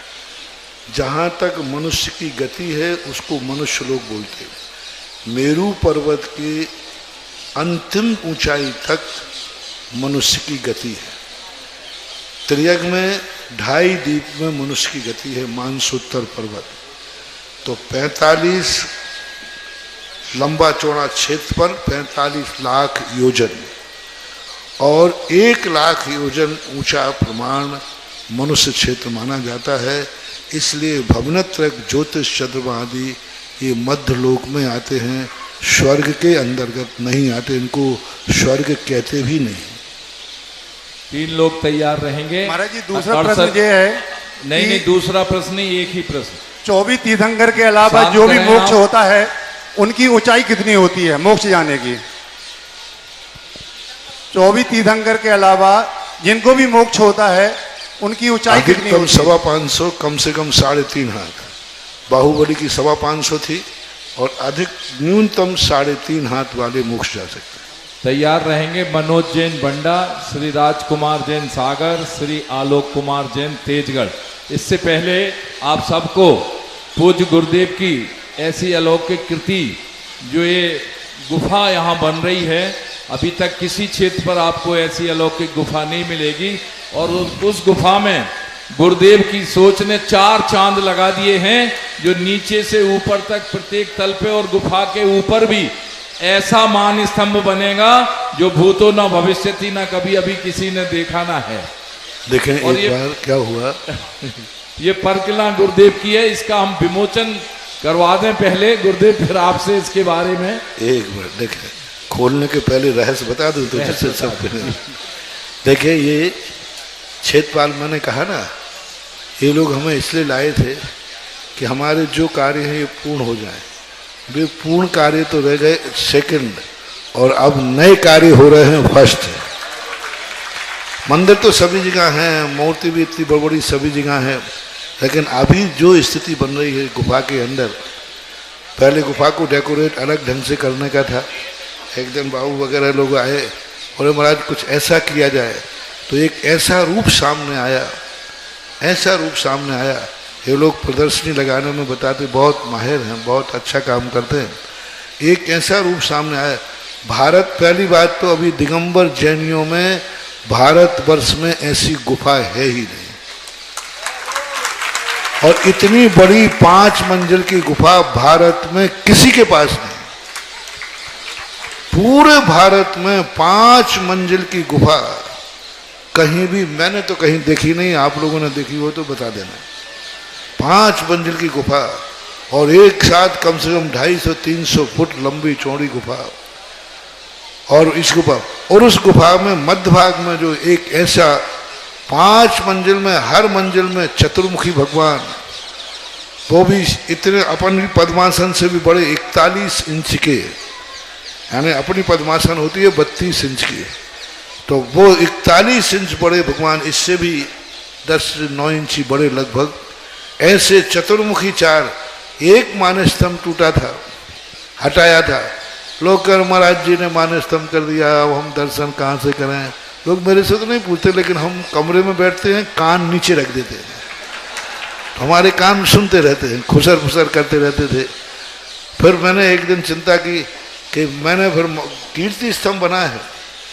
हर व्यक्ति कितना भी विकलांग हो, बूढ़ा हो, कीर्ति स्तंभ के नीचे के मंदिर के भगवान के दर्शन तुम्हें नीचे बैठे हुए भी किसी को भी हो सकते हैं। 2 तरफ से महाराज, 2 तरफ से, और ऐसे। और अब में जो मान स्तंभ बन रहे हैं हर मंजिल में, और इतना ऊंचा मान स्तंभ जाएगा ललितपुर के किसी भी कोने से, यहां तक कि तुम्हारे बंधा से भी भगवान के दर्शन होंगे। ललितपुर का कोई भी कोना ऐसा नहीं है जिस ऊंचाई से इनके दर्शन न हो। अब कोई पेड़ आ जाए, वो आ जाए, वो बात अलग है, लेकिन ऊंचाई पे करने के भाव है। 5 मंजिल में भगवान होंगे, चतुर्मुखी भगवान होंगे। और तुम इस मानस स्तंभ में तो मात्र 15 इंची भगवान थे, अब ये होंगे 41 इंची भगवान। और गुफा से ऊपर निकलेंगे, इस शिखर से भी संभवतः ऊपर निकल जाएं, तो बहुत अच्छा कार्य करने का भाव हुआ। और ये लोग पूरी मेहनत कर रहे हैं, पूरी डिजाइन बना करके लाए हैं और बहुत अच्छा कार्य है। और एक एक मूर्ति 41 इंच की होगी। ऐसी लगभग 20 है, 20 जिनबिंब जिनालय वहां पर स्थापित होंगे। वो भी वृक्ष होगा, कमल होगा, वो तो उसकी महिमा देखते ही बनेगी। ऐसा कार्य अब देखना, ओपनिंग हो रही है उसकी। देखें कहीं दूसरी जगह भारत में हो तो बता देना। विमोचन करें। इधर सामने सामने, इधर इधर इधर जाओ।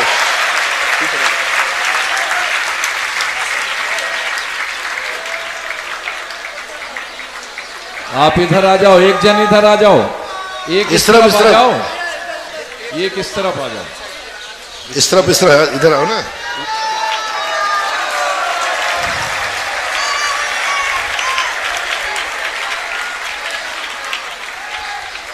मात्र 20 आइटम हैं और 20 श्रावक आते ही ये मत समझना शिवरात्रि के महाराज जी हम शिविर के बाद देखेंगे। जब तक तुम शिविर से बाहर निकलोगे तब तक तो ये पूरा हो जाए। और 20 श्री जी जो विराजमान होंगे 41 इंच के, इनका गुरुदेव के सानिध्य में ही हमें इनका पंच कल्याणक कराना है। हम ऐसा भी संकल्प ले रहे हैं। अति शीघ्र होंगे, इसी बड़े मंदिर के साथ होंगे। और एक श्री जी की राशि विराजमान करने की न्यौछावर राशि मात्र एक सबसे अकाट अंक 9 का अंक 9 कलश की राशि रखी गई है।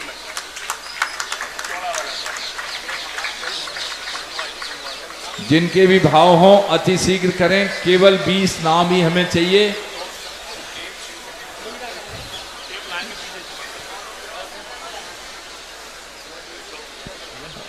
जिज्ञासा करें। गुरुदेव के पावन चरणों में सकल दिगंबर जैन समाज तेजगढ़ एवं परिवार की ओर से बारंबार नमोस्तु नमोस्तु नमोस्तु। गुरुदेव छोटी शांति धारा होती है मंदिर में, उसमें सुदर्शन महाराज चक्र का जी आया है। तो गुरुदेव इसका क्या महत्व है? हम सभी शिवरात्रि को शंका का समाधान दें। वो सुदर्शन महाराज शब्द ठीक नहीं है, किसी भट्टारक की लिखी हुई है, उसने खुद लिख दिया। कई लोग सुदर्शन महाराज से शांतिनाथ भगवान लेते हैं, लेकिन ऐसा उचित नहीं है, क्योंकि शांतिनाथ भगवान का कहीं भी सुदर्शन नाम नहीं मिलता। इसलिए वो भट्टारक की लिखी हुई है, वो प्रमाणिक नहीं है। अब जो बृहद शांति धारा है वही प्राचीन है, वही अतिशयकारी है, शक्तिमान है। इसके बाद जिज्ञासा करेंगे मनोज जी बंडा या राजकुमार जी सागर, और तैयार रहेंगे अतुल जैन अशोकनगर, आनंद जैन जखौरा। बंडा में विराजमान सभी मुनिराजों की तरफ एक जन करें, आगे से करें। मुनिराज के चरणों में और अनुज परिवार की तरफ से बारंबार नमोस्तु नमोस्तु नमोस्तु। प्रभु पर कोई भी अच्छा काम करते हैं तो नकारात्मक विचार पहले आ जाते हैं, तो हम ऐसा क्या करें तो नकारात्मक विचारों को हम सकारात्मक रूप में बदल सकें। जब व्यक्ति के मन में कोई बेईमानी होती है, जब व्यक्ति के मन में कोई क्रोध मान माया लोभ होती है, जब व्यक्ति के मन में कोई स्वार्थ की दुर्गंध होती है, तब नकारात्मक भाव आते हैं। यदि हमारे मन में बेईमानी नहीं है, कोई भी किसी प्रकार का हमारे मन में स्वार्थ नहीं है, तो कार्य करते समय कभी नकारात्मक भाव नहीं आते, हमेशा पॉजिटिव भाव आते। इसलिए अपने मन को निर्मल कीजिए तो सकारात्मक भाव आ जाए। जिज्ञासा करेंगे श्री राजकुमार जैन सागर, तैयार रहें अतुल जैन अशोकनगर, आनंद जैन जखौरा। पूज्य गुरुदेव के चरणों में राजकुमार जी सागर करेंगे। परम पूज्य सुधा सागर महाराज जी के चरणों में मन वचन काल से बार नमोस्तु नमोस्तु। पथरिया समाज सागर समाज की ओर से नमोस्तु नमोस्तु। हे महाराज जी, मेरा प्रश्न है, जिज्ञासा है कि नमोकार मंत्र डायरी में लिखना चाहिए कि नहीं, और लिख रहा है उसमें दोष है तो क्या माइक करें? अच्छे से लगाएं। गुरुवार मेरी जिज्ञासा है कि नमोकार मंत्र को डायरी में लिखना चाहिए, और लिखना चाहिए तो ठीक है, नहीं लिख रहा तो उसका दोष क्या है, उसके लिए क्या किया जाए? अब देखो, नहीं लिखना चाहिए, लिखना चाहिए ऐसा हमारे कोई शास्त्र में तो लिखा नहीं है। आपकी श्रद्धा भक्ति है, जिसमें आपका मन लगे वो ठीक है। इसके बाद जिज्ञासा करेंगे अतुल जी अशोकनगर, तैयार रहें आनंद जी जखौरा और दीपेश जी सागर। पूज्य गुरुदेव के चरणों में त्रयोबार नमोस्तु नमोस्तु नमोस्तु। महाराज श्री, सूक्ष्म बादर पर्याप्तक, लब्धि पर्याप्तक और निर्वृत्ति पर्याप्तक जीव कौन से होते हैं? सूक्ष्म, बादर पर्याप्तक, निर्वृत्ति पर्याप्तक और लब्ध पर्याप्तक जीव कौन से होते हैं? बादर पर्याप्तक जो कहलाते हैं, बादर पर्याप्तक तो सभी अपन आते हैं। यदि आप एक इंद्रियों में पूछ रहे हैं कि सामान्य, आपका प्रश्न सामान्य, तो बादर पर्याप्तक में तो शत्रुगति के जीव आते हैं, बादर भी हैं, पर्याप्तक भी हैं। लब्धि पर्याप्तक वो कहलाते हैं जो अपनी पर्याप्तियाँ शुरू तो करते हैं लेकिन पूर्ण करने के पहले ही मर जाते हैं, उतनी ही आयु लेकर के आते हैं। तीसरा निर्वृत्ति पर्याप्तक। हाँ, निर्वृत्ति पर्याप्तक वो कहलाते हैं जो पर्याप्तक नाम कर्म लेके आए हैं लेकिन अभी पर्याप्तियां पूर्ण नहीं की हैं, पूर्ण नियम से करेंगे वो निर्वृत्ति पर्याप्त, पूर्ण की नहीं है लेकिन नियम से करेंगे वो निर्वृत्ति पर्याप्तक हैं। जो पूर्ण करेंगे ही नहीं वो लब्धि पर्याप्तक, और जो पूर्ण कर चुके हैं वो बादर पर्याप्तक कहलाते हैं। इसके बाद जिज्ञासा करें अतुल जी अशोकनगर, आनंद जी जखौरा, दीपेश जी सागर और सचिन जी दमोह, तैयार रहेंगे। फिर करें, जिज्ञासा करें। परम पूज्य 108 मुनि पुंगव श्री सुधा सागर जी महामुनि राज के परम पावन पुनीत चरणों में जखौरा से आए हुए सभी शिवरार्थियों, सकल दिगंबर जैन समाज, मेरा और मेरे परिवार का अनंत अनंत नमोस्तु नमोस्तु नमोस्तु। गुरुदेव, मेरी जिज्ञासा है गुरुदेव, आपने अभी कहा था कि जिन धोती दुपट्टों में अपन अपने नगरों में श्री जी का अभिषेक और शांति धारा करते हैं, उन धोती दुपट्टों में क्या मुनिराजों को आहार दे सकते हैं, या उन धोती दुपट्टों में मुनिराजों को भी आहार नहीं देना चाहिए? यदि आपका निजी धोती दुपट्टा है और वो 16 का है तो मर्द आहार तक दे सकते हैं। मंदिर का धोती दुपट्टा नहीं हो, घर का निजी धोती दुपट्टा हमारा निजी है तो और शुद्ध है तो आहार दे सकते हैं, आहार कर नहीं सकते। नमोस्तु महाराज। इसके बाद जिज्ञासा करेंगे दीपेश जी सागर, सचिन जी दमोह, राकेश जैन बांसी, तैयार रहेंगे। सभी शिवरार्थियों से, जिज्ञासुओं से निवेदन है कि अभिवादन में अधिक समय नहीं वेस्ट करें, केवल सीधी आप अपनी जिज्ञासा करें। हमारा एक एक मिनट कीमती है, और देखें इसकी कीमत को देखते हुए, आप लोगों की जिज्ञासा को ये देखते हुए कि लिस्ट बहुत लंबी है, जिनवाणी चैनल ने आज 15 मिनट आप लोगों के लिए एक्स्ट्रा दिए हैं कि 15 मिनट हमारे शिवरार्थियों की जिज्ञासाएं और अधिक होनी चाहिए। तो अपन समय बचाएं और सीधे जिज्ञासा करें। नमोस्तु महाराज जी, नमोस्तु महाराज जी। मेरी जिज्ञासा है कि जब आरिका माता जी या मुनि महाराज की समाधि होती है तो उनके परिवार, गृहस्थ जीवन के परिवार विनयाञ्जलि सभा रखते हैं और उसके बाद वो भोजन भी रखते हैं, तो उसको मतलब किस रूप से देखें? वो मृत्यु भोज माना जाएगा। विनयाञ्जलि सभा रखने में कोई बाधा नहीं है, लेकिन भोज रखना उचित नहीं है। महाराज, आप जो सगुन उठाते हैं, सगुन आदमी दौड़ के पकड़ने की कोशिश करता है। ऐसे ही हमारे बीच में एक हमारे धार्मिक आयोजन संयोजक नीरज मुल्लन परिवार, एक घोषणा इनकी ओर से, एक श्री जी विराजमान करने की, क्रांति जैन, श्रीमान संजीव जी जैन, राजीव जी जैन, नीरज जी जैन। चलो सगुन हो गया, कम शुरुआत तो हो गई, अब रात हो गई श्रीफल, और अब कल चढ़वाएंगे पूरे परिवार के साथ। इतना ध्यान रखना, अपन कोई भी मूर्ति बैठा लें, चाहे वो बड़ी मूर्ति हो पार्श्वनाथ की, चाहे अभी 2000 टन की हो, कोई भी मूर्ति हो, पंचकल्याणक सूर्य मंत्र होने के पहले उसकी पूरी निछावर देने पर ही प्रतिष्ठा होती है। यदि मूर्ति विराजमान करने की राशि शेष रह जाए तो उसकी प्रतिष्ठा नहीं की जाती। स्पष्ट उल्लेख है कि जो दान राशि मूर्ति के निमित्त से बोलते हैं वो प्रतिष्ठा के पूर्व जमा होना चाहिए, तभी वो मूर्ति प्रतिष्ठा के योग्य है। जैसे आप लोग कहते हो एनओसी, क्या एनओसी बोलते ना, no dues certificate, no dues certificate, हाँ नो, तो वो होना चाहिए। तो ऐसा अब बड़ी मूर्ति जिन्होंने बैठा ली है वो सब के लिए एक ही है। और जिन जिन ने क्षेत्रपाल में मूर्तियाँ बोली, चाहे सहस्रकूट की हो, चाहे ऊपर की चतुर्मुखी हो, जो ऊपर का चैत्यालय है तो बहुत बड़ा चैत्यालय बना, उन सब के लिए एक ही बात का संकल्प लेके चलें कि इनमें जिन जिन की मूर्तियाँ हैं वो प्रशस्ति पर नाम बाद में लिखा जाए, पहले नो ड्यूज सर्टिफिकेट होना चाहिए, तो उस मूर्ति में प्रतिष्ठा का सूर्य मंत्र ठहरता है। ऐसा ध्यान।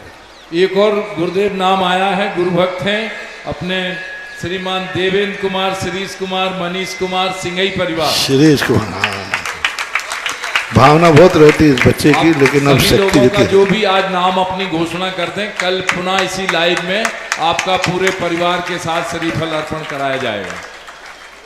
बोलो कुंडलपुर के बड़े बाबा की जय। महाराज जी के चरणों में बार बार नमोस्तु। महाराज जी, मेरी जिज्ञासा है, आपके इन हाथों में क्या जादू है, आपके इन पैरों में क्या संयम का प्रभाव है। दमोह जिले के आप जिन जिन गांव के तहसीलों से ये चरण पड़े, उन जिलों में शाकाहारी समाज को नेतृत्व करने का मौका मिला। वहाँ का हर सरपंच जैन हुआ, चाहे वो तारादेई, चाहे झलोन, चाहे धनेटा, चाहे लकलगा। महाराज जी, एक बार जिज्ञासा समाधान कीजिए, क्या उनके कर्म का प्रभाव है? बाबू उनके कर्म का प्रभाव है या आपके संयम का प्रभाव? चुनाव के समय सब लोग मुझे दौरा कराएंगे, दौरा।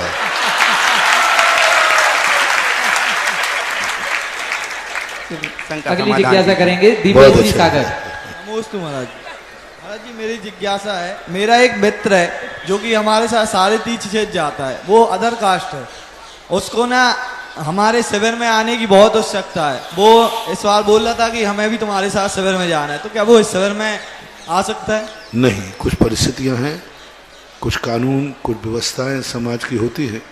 सभी जगह भावनाओं का ही मूल्य नहीं होता।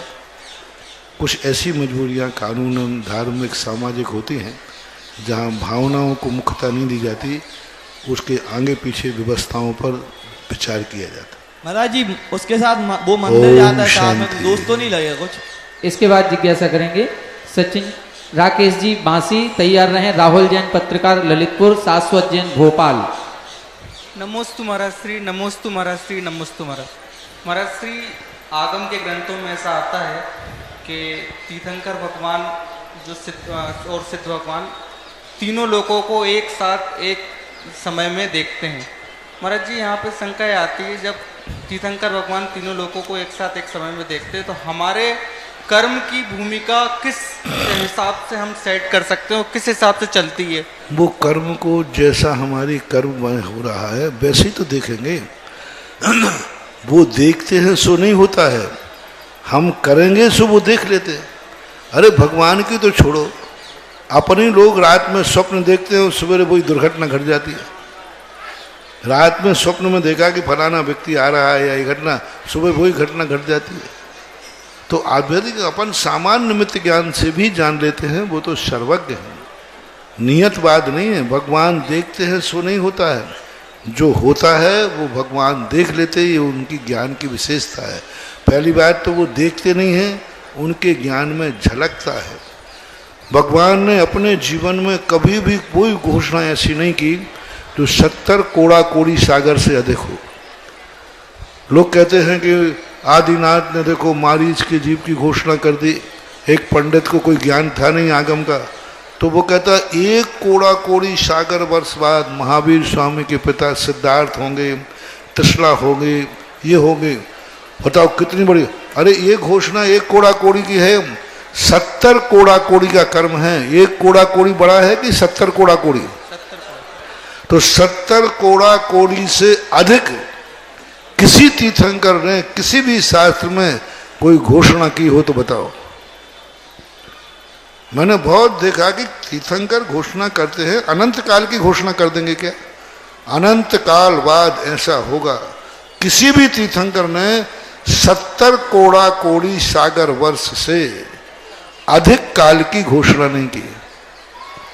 इससे सिद्ध है कि 70 कोड़ा कोड़ी सागर वर्ष का काम महावीर के जीव को उसी समय 1 कोड़ा कोड़ी सागर प्रमाण मिथ्यात बन चुका था, और उसके आधार को लेकर भगवान ने कहा ये निधत्य निकाचित मिथ्यात है, 1 कोड़ा कोड़ी सागर वर्ष के पहले क्षय नहीं होगा। यानी 70 कोड़ा कोड़ी से जागा कोई उदाहरण हमें देखने में नहीं आते। 1 कोड़ा कोड़ी तो बहुत छोटा सा है।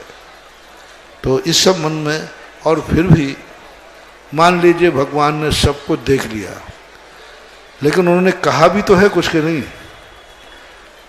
उन्होंने क्या देखा मुझे पता नहीं है, लेकिन उन्होंने क्या कहा वो हमारे जीवन का आधार है। फिर हमें देखने को क्यों कहा? 4 हाथ देख के चलो। भगवान तो कहते मरना देखेगा तो देखेगा, नहीं देखेगा तो मैंने सब देख लिया। भगवान ने जो देखा है वो भगवान की विशेषता है। हमें क्या करना है? जो भगवान ने कहा है वह हमें करना है, यही उपदेश है भगवान। तीसरा नाम और आया है गुरुदेव, श्रीमान अशोक कुमार जी, श्रीमती सुधा जैन, देलवारा वाले परिवार से नाम आया है। जिज्ञासा करें। नमोस्तु महाराज श्री। महाराज श्री, मेरा राकेश जी बांसी, इसके बाद तैयार रहेंगे श्रीमान राहुल जैन पत्रकार, शाश्वत जैन भोपाल। नमोस्तु महाराज श्री। मेरा प्रश्न यह है कि स्वर्ग अच्छा है या भोग भूमि? स्वर्ग का विशेषता होती है। भोग भूमि में ना तो मंदिर होता है, ना समोषण होता है, ना भगवान होते हैं। जो स्वर्गों का वैभव होता है वहाँ भगवान का दर्शन भी होता है, अकृत्रिम चैत्यालय होते हैं, नंदीश्वर देव की वंदना होती है। भोग भूमि जीवों में सब कुछ नहीं होता है। सबसे बड़ा स्वर्ग ही, यदि भोग भूमि और दोनों में तुलना की जाए तो स्वर्ग बड़ा है। चलिए अगली जिज्ञासा करें। गुरुवर परम पूज सुधा सागर महाराज जी, शिविर के प्रेरणा स्रोत प्रथम के चरणों में मेरा एवं समस्त शिवरार्थियों की ओर से बारंबार नमोस्तु नमोस्तु नमोस्तु। देखो टाइम निकल जाता है गुरुदेव, मेरा प्रश्न, मेरी जिज्ञासा ये है कि मोह और राग में क्या अंतर है? राग के तो 2 प्रकार होते हैं, क्या मोह के 1 प्रकार होते हैं? मोह जो है राग का एक भेद है, क्योंकि मोह में द्वेष भी आता है। मोह के 2 रूप, राग और द्वेष। उनमें एक राग है तो राग को हम मोह कह सकते हैं, लेकिन मोह को राग ही कहें ऐसा नहीं, मोह में द्वेष भी आता है। इसके बाद तैयार रहेंगे विवेक जैन भोपाल और सुनय जैन दमोह।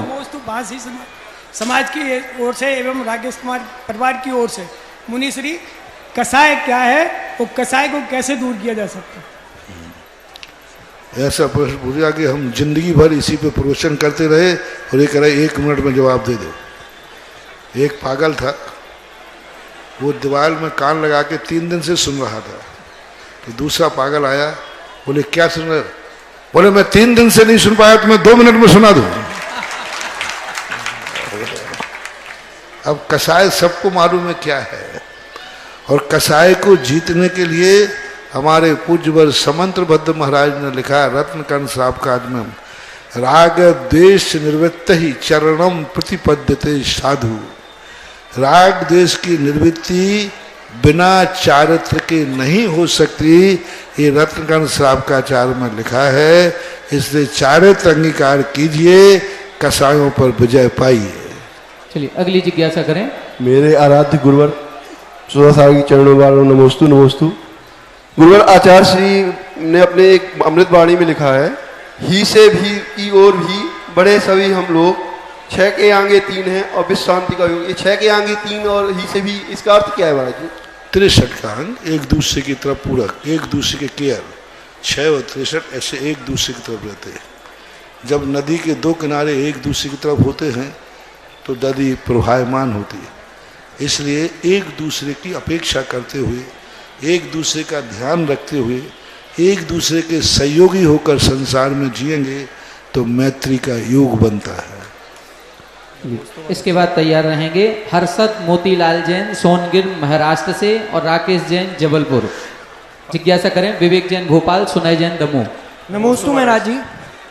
महाराज जी, हम शिवरार्थी विद्यार्थियों को बाहर पढ़ते जाने समय किन किन मर्यादाओं का विशेष रूप से ध्यान रखना चाहिए जिससे हमारा चरित्र हमेशा सुरक्षित रहे? सबसे बड़े तो अपनों को ये ध्यान रखना चाहिए कि कुलाचार, जो कुल की मर्यादाएं हैं वो कुलाचार कभी नष्ट नहीं होना चाहिए।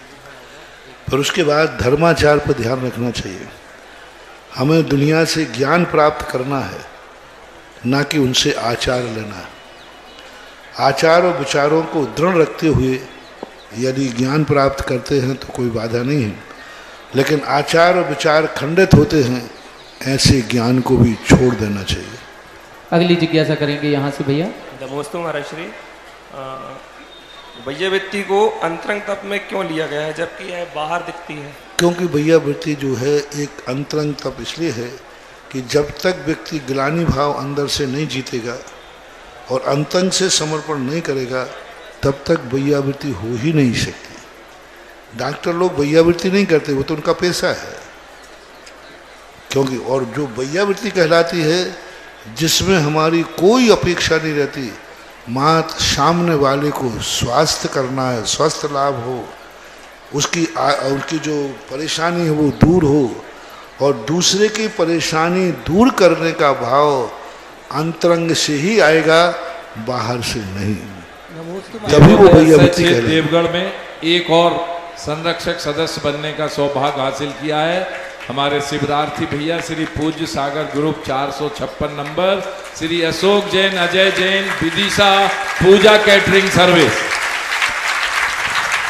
जिज्ञासा करें भैया। नमस्ते महाराज श्री। ज्योतिष देवों में चंद्र और सूर्य को इंद्र और प्रतिन्द्र कहा है, तो महाराज जी ये संख्या में असंख्यात हैं, तो इनमें इंद्र भी असंख्यात होते हैं क्या? सूर्य और चंद्रमा में चंद्रमा इंद्र है, सूर्य प्रतिन्द्र, और इनकी संख्या असंख्यात है, तो इंद्रों की संख्या भी असंख्यात होगी क्या? असंख्यात। तो महाराज जी जितने सूर्य उतने उनको समूह रूप में एक मान लेते हैं, लेकिन है असंख्यात सूर्य इंद्र हैं, असंख्यात चंद्र प्रतिन्द्र है। और हर विमान के अंदर असंख्यात देव रहते हैं। चंद्र सूर्य तो प्रतिन्द्र है और चंद्रमा इंद्र है। तो हर चंद्रमा जो विमान है तो उसके अंदर असंख्यात देव रहते हैं कि चंद्रमा के अंदर एक ही देव? असंख्यात देव तो नहीं रहते, पर उनकी संख्या है, हजारों में संख्या है, असंख्यात तो नहीं। चलिए अगली जिज्ञासा करेंगे भैया। नमोस्तु भगवान। उमा स्वामी परम पूज्य उमा स्वामी श्रावकाचार्य जी बताते हैं कि पूजन करते समय मुख पूर्व या उत्तर दिशा में होना चाहिए, तो यदि प्रतिमा जी का मुख पूर्व दिशा में, हमारा पश्चिम तो दिशा में वहाँ विचार नहीं किया जाता। ये सामान्य रूप से जब विचार करते हैं तो पूरब को मूर्ति है तो अपन उत्तर दिशा को खड़े हो जाओ, उत्तर की मूर्ति है तो पूरब दिशा को खड़े हो जाओ। एक सामान्य मार्ग है। विशेष परिस्थितियों में ये भी आया है कि मंदिर में भगवान ही सूर्य हैं, उनकी तरफ मुख करने से पूर्व मुख ही माना जाएगा, ऐसा कहे। सभी लोगों नमोस्तु महाराज जी। नमोस्तु महाराज जी। महाराज जी हमारी जिज्ञासा है आपके प्रवचन से। महाराज जी हमने नियम लिया था कि मंदिर से पूजा अभिषेक करने के बाद घर लौटते हैं, उस समय हमने नियम लिया था कि हम जब दूसरे दिन पूजन अभिषेक करेंगे उसके बाद भोजन करेंगे। हे महाराज जी मेरी एक जिज्ञासा है, उस समय यदि मेरी मृत्यु हो जाए तो मेरी कौन सी गति होगी? वो मृत्यु हो जाए तो तुम अकृत्रिम चैत्यालयों की वंदना करने लायक हो जाओगे। जय हो। क्योंकि ऐसा नियम रहने वाला व्यक्ति नियम से देव पर्याय को प्राप्त करेगा और अकृत्रिम चैत्यालयों की वंदना करेगा और साक्षात समोषण में श्रीमंदिर भगवान के दर्शन करेगा। एक और नाम गुरुदेव आया है, श्रीमान धर्मेंद्र कुमार जैन, संजीव कुमार जैन, सजल जैन, गुड़ वाले परिवार। एक तो अपना हो गया पूरा 4। 25% का सगुन माना जाता है जी, तो 20 का 25% हो गया ना, सगुन हो गया। मुझे लगता है कल परसों तक शायद पूरे के पूरे गुरुवर के चरणों में त्रिवार नमोस्तु। गुरुवर मेरी यह जिज्ञासा है कि चारों दिशाओं की दिग्वंदना क्यों की जाती है, इसकी क्या महाशक्ति है? चारों दिशाओं में भगवान कहीं न कहीं विद्यमान रहते हैं, तो उन भगवानों को, गुरुओं को, क्षेत्रों को वंदना करके अपना कोई कार्य करते हैं तो सगुन और शुभ माना जाता है। इसके बाद जिज्ञासा करेंगे हर्षद मोतीलाल जैन, सोनगिर महाराष्ट्र। तैयार रहेंगे राकेश जैन, जबलपुर। महाराज जी, एक जिज्ञासा आई है, महिलाएं अशुद्धि के समय में 10 दिन के उपवास व्रत कर सकती हैं क्या? महिलाएं अशुद्धि के समय में उपवास, एकासन, व्रत आदि कर सकती हैं क्या? यदि करते हुए हो जाएं तो उनके माने जाएंगे, पूजा पाठ तो नहीं करेंगे, लेकिन 10 उपवास का नियम ले लिया और बीच में अशुद्धि हो गई तो उनके उपवास खंडित नहीं माने जाएंगे, माने जाएंगे। ठीक, जिज्ञासा करें। मेरे आराध्य पुंगव श्री सुधा सागर जी महाराज, इनको त्रिवार नमस्तु।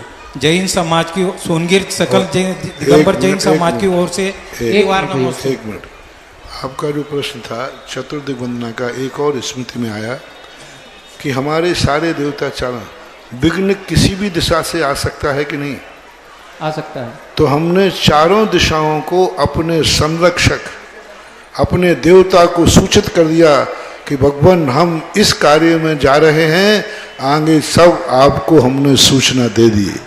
जब चारों दिशाओं में हमने भगवान को नमस्कार करके ध्यान में बैठे हैं तो उन भगवानों को नमस्कार करके बैठे, यदि कोई विघ्न उस दिशा से आएगा तो वो विघ्न वहीं चूर हो जाएगा, क्योंकि उस दिशा में हमारे 5 परमेष्ठी, और हम सूचना दे के बैठे हैं कि पूर्व दिशा में जितने भी मेरे भगवान पंच परमेष्ठी, छेद छेद अतिशा क्षेत्र हों, उन सब की वंदना करते हैं।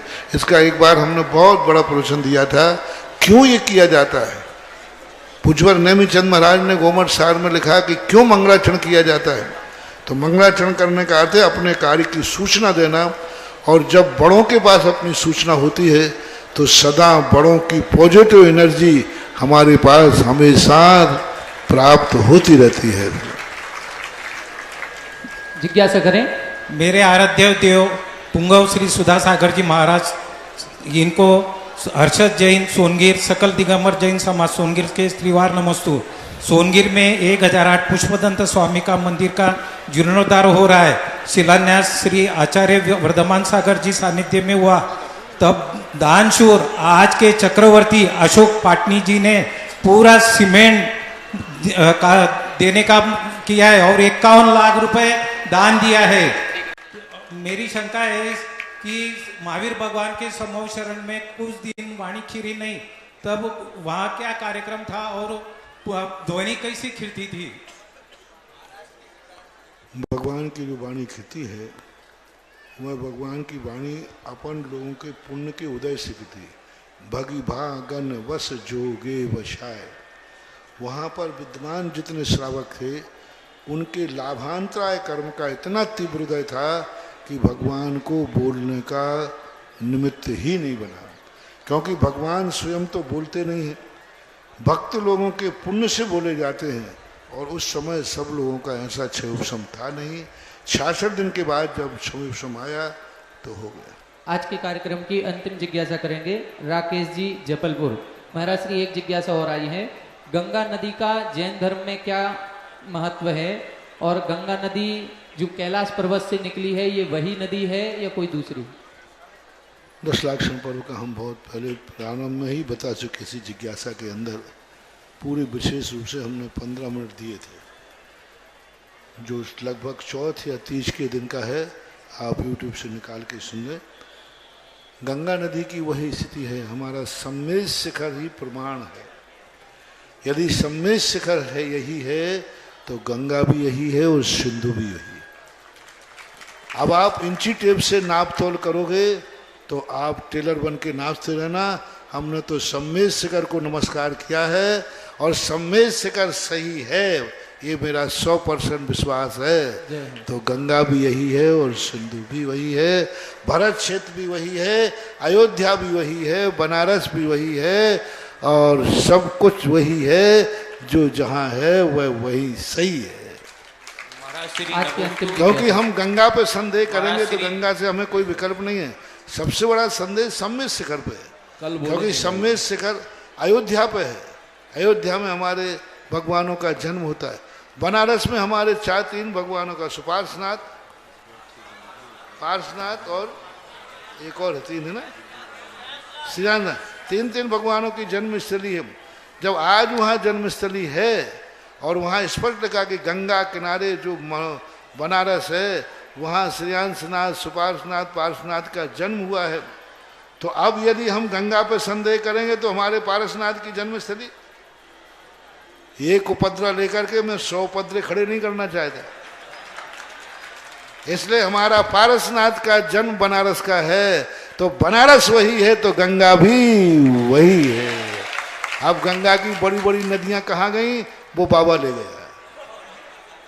हाँ 14,000 उपनदियां थी, इतना लंबा पहाड़ था, ये था, तो वो कहाँ गई महाराज? फिर तो मैं कह दूंगा वो बाबा ले गया। एक नाम और आया महाराज जी, अब तो ललितपुर छोड़ बाहर से आया है। बहुत अच्छा। आनंद जी प्रकाश जी दिल्ली से एक नाम आया है, एक मूर्ति विराजमान। बहुत अच्छा महाराज श्री नमोस्तु।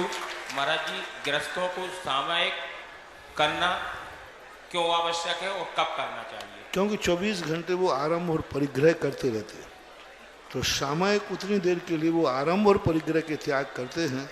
तो पूज्यवर आचार्य कहते हैं कि उतनी देर के लिए श्रावक महाव्रत को प्राप्त हो जाता है जिस समय उसने समस्त सामर्थ्य परिग्रह छोड़ दिया और ध्यान में बैठता है। यही तो उनका सबसे बड़ा पुण्य कमाने का, कर्मों की निर्जरा करने का और मुनि बनने का अभ्यास सामायिक में ही होता है। आज का जिज्ञासा समाधान कार्यक्रम यहीं पर संपन्न होता है। अब गुरुवर की आरती करने का सौभाग्य। आज की आरती तो गजब की है। वो कौन सौभाग्यशाली होगा जो आज पूज्य गुरुदेव की आरती करने का सौभाग्य हासिल करेगा। अभी बैठे रहे सब लोग, कोई उठेंगे नहीं। 11,111, 11,111 1, 11,111 2, 15,515, 15,515।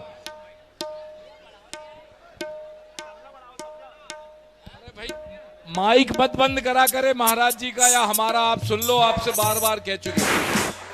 आज की आरती तो देखो कितनी, कौन सजा के लाया है, देखो। अरे पहले उठा उठा उठा जरा ये आरती इधर ले लें। वो नहीं देखो पूरी मड़िया जी की ऐसे लग रहा है जैसे वो बाई बैठी हुई आर का श्राव का बहुमंडल ने बनाई, बहुत जोरदार मेहनत की है, बहुत मेहनत से आरती बनाई है। पहले हाथी से आरती लेके मंदिर जा रहे हैं, हाथी पर बैठ के फिर वहां हाथों में लेके आरती करेंगे, ऐसा दृश्य है इस आरती में। 21,221, 31,331, 31,331, 41, 35, 35,535, 35,535 1, 35,535 2, 35,535 2.5, 2.25, 41,441। आ जाए आगे आ जाए। 41,441, 41,441 1, 41,441 2, 41,441 2.5, 2.25, 41,441 1, 2, 2.5, 2.25, 99 अंतिम 10 सेकंड। 41,441 1, 41,441 2,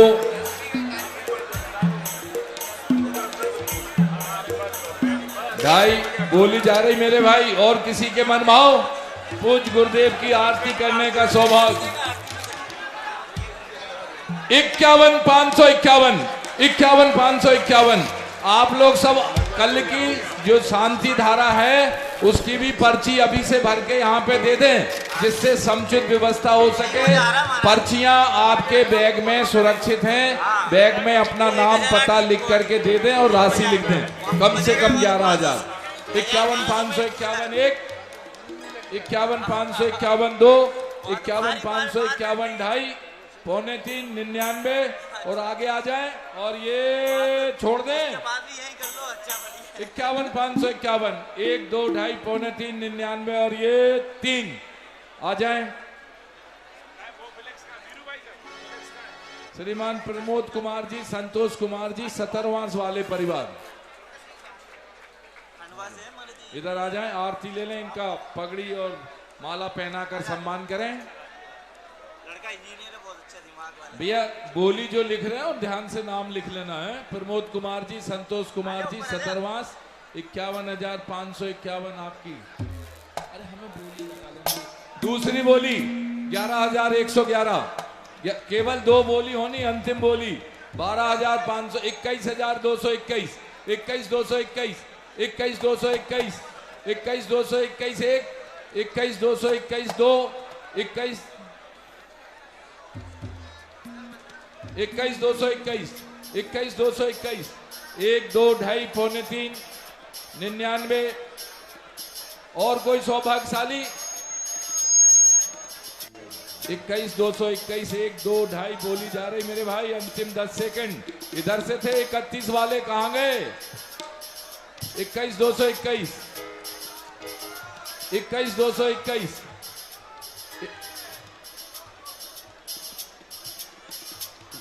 रविंद्र कुमार जी शिवरार्थी हैं जो विद्यासागर ग्रुप में, वो आ जाएं, आरती करेंगे। 21,221, 1 2 2.5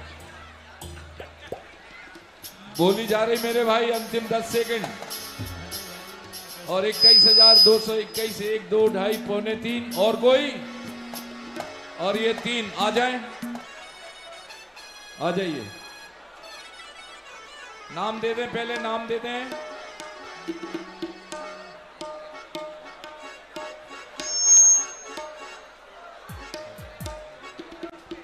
आरती के जो भी प्रभारी हैं, 4 लोगों से ज्यादा यहां ना रहें। आपका कार्य हो गया तो श्रीमान मुकेश कुमार जी, सुखमाल चंद जी जैन, सकरार जिला झांसी, ललितपुर के पास झांसी, झांसी गले की फांसी। आ जाएं सब लोग। हाँ, रानी लक्ष्मीबाई हो गया झांसी की जगह। चलिए, केवल दोनों आप शुरू करें भाई।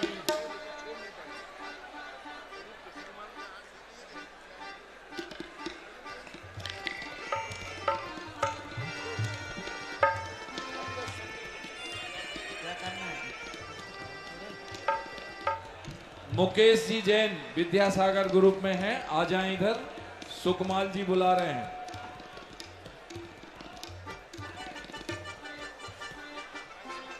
एक सर्कस सुना। आ जाएं।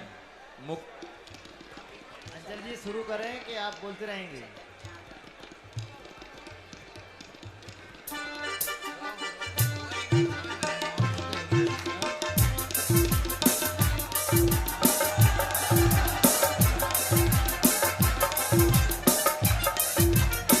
परम आदरणीय विनोद भैया जी से अनुरोध, आरती करवाने की कृपा करें।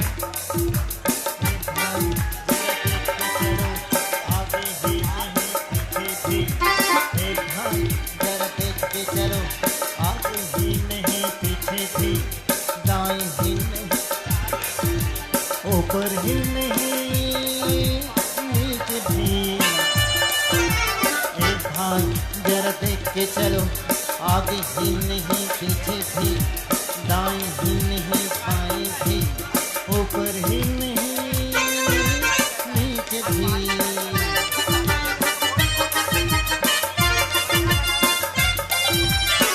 जहाँ आया है वो तेरा घर नहीं, गली नहीं, गांव नहीं, गली नहीं, कुछ नहीं, दुनिया है।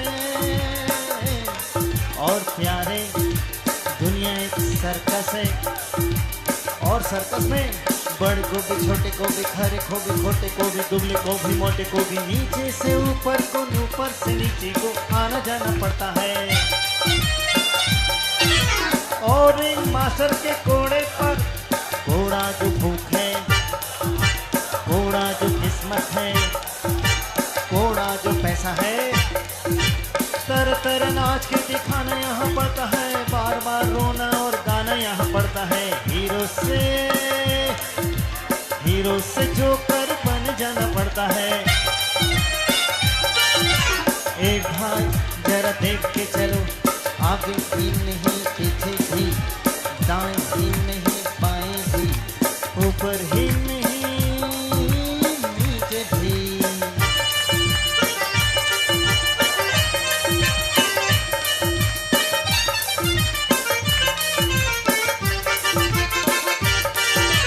गिरना मरने से डरता है क्यों, मरने से डरता है क्यों, ठोकर तू जब तक न खाएगा, पास किसी गम को न जब तक बुलाएगा, जिंदगी है चीज का नहीं जान पाएगा, रोता हुआ आया है रोता चला जाएगा। क्या है करिश्मा कैसा खिलवाड़ है, जान वफादार है ये जानवर, खाता है घोड़ा भी रहता है भूखा भी, फिर भी वो मालिक पे करता नहीं पार है। और इंसान में माल जिसका खाता है, प्यार जिससे पाता है, गीत जिसके गाता है, उसके ही सीने में भौंक का कटार है। माल जिसका खाता है, प्यार जिसे पाता है, गीत जिसके गाता है, उसके ही सीने में भौंक का कटार है। कहिए श्रीमान आपका क्या विचार है? एक भाई जरा देख के चलो, आगे ही नहीं पीछे भी, दाएं ही नहीं बाएं भी, ऊपर ही नहीं नीचे भी।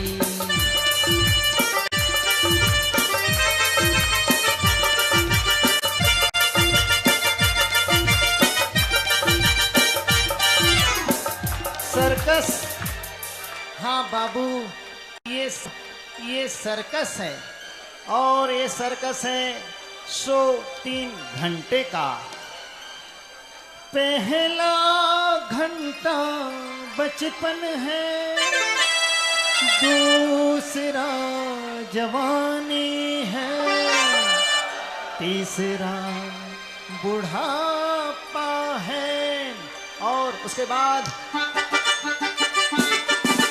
माँ नहीं, बाप नहीं, बेटा नहीं, बेटी नहीं, तू नहीं, मैं नहीं, ये नहीं, वो नहीं, कुछ भी नहीं, कुछ भी नहीं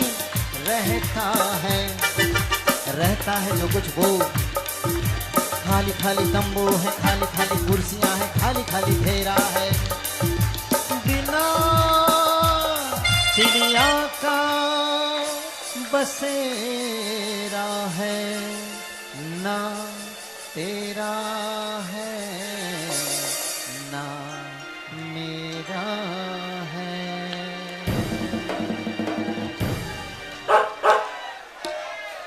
जिमी जिमी